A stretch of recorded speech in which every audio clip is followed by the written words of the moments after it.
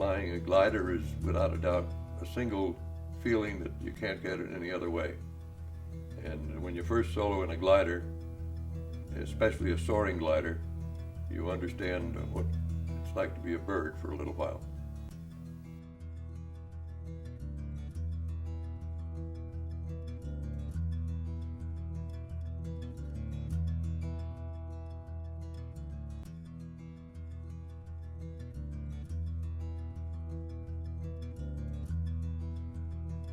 Today, glider flying is a sport and a recreation for many people around the world, but that has not always been the case.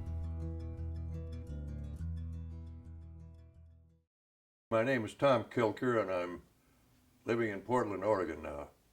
I grew up in Massachusetts and always wanted to fly ever since Lindbergh flew the ocean. And shortly before the war, I enlisted in the Army, exactly just about a month before the war, before Pearl Harbor.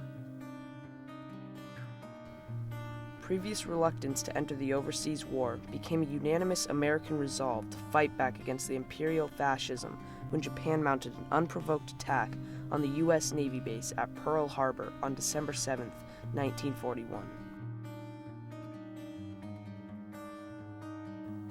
I went to radio school, and while at radio school, I saw an announcement on the bulletin board saying that there was a new program called the Glider Program, and they wanted volunteers.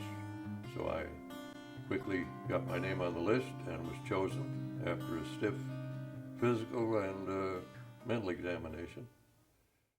An airborne army striking from the skies. That's the glider and carrier troops demonstrating their training at Laurinburg-Maxton Base, North Carolina.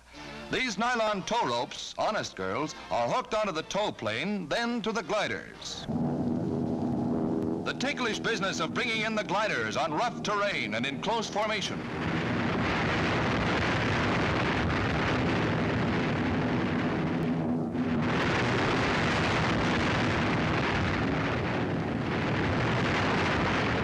The daring of these glider men is unequaled. And here's what's known as landing on a dime.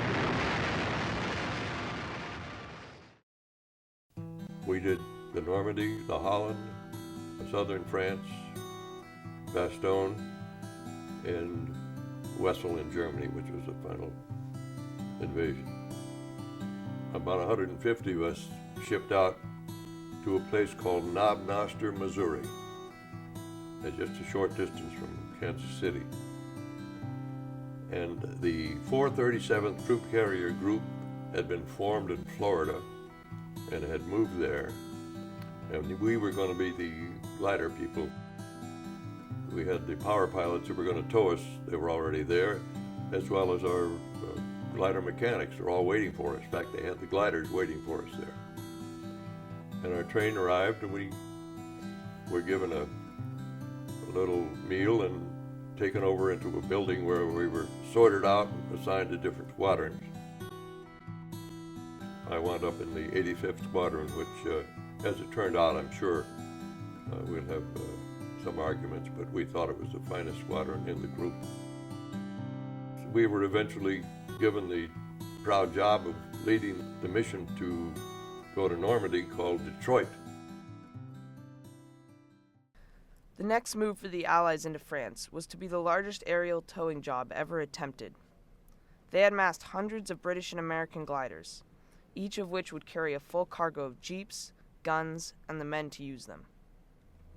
The glider men who had gone into Normandy the night before were greatly outnumbered, and their success depended on the supplies and reinforcements that would be brought to them by those gliders. My co-pilot and I loaded up a jeep. It had two big license plates, you might say, on it, showing that he was a general. He was a two-star general, and it happened to be the head guy for the 82nd Airborne Division, General Matthew B. Ridgway. And he had decided to jump with the paratroopers into Normandy, so we had his driver and the jeep to take in. As the gliders were released and flew farther inland, the pilots noticed that whole fields had been flooded by the Germans to slow them up in case a beachhead had been established by the troops on the ground. The pilots had to stretch their glides so that they would end up as near to the end of the fields as possible and would have a better chance of finding cover. From the moment that the gliders released from the tow planes to the moment that the men left the gliders, they were assaulted by artillery and arms fire. But that was not the only thing that did damage to the gliders. 15-foot poles that were stuck in the ground ripped off wings and tore through fuselages.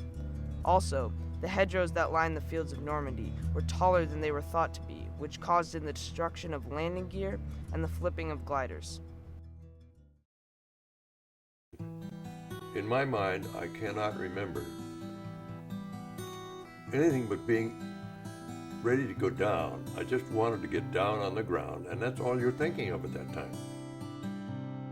And this stuff that they were sending up, you kind of assumed that they were going to do that because this was war.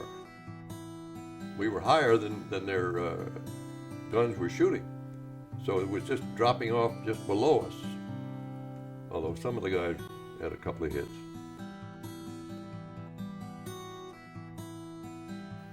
But getting down on the ground is all you're thinking about doing.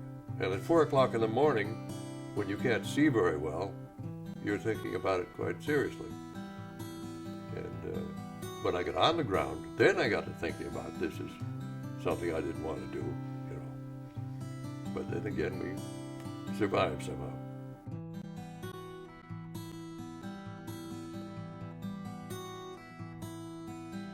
In the end, the mission turned out to be a success.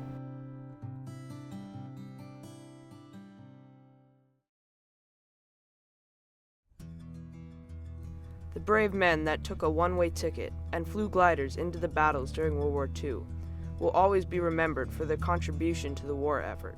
And today, as we soar for our own entertainment, we should remember how serious and important their job was.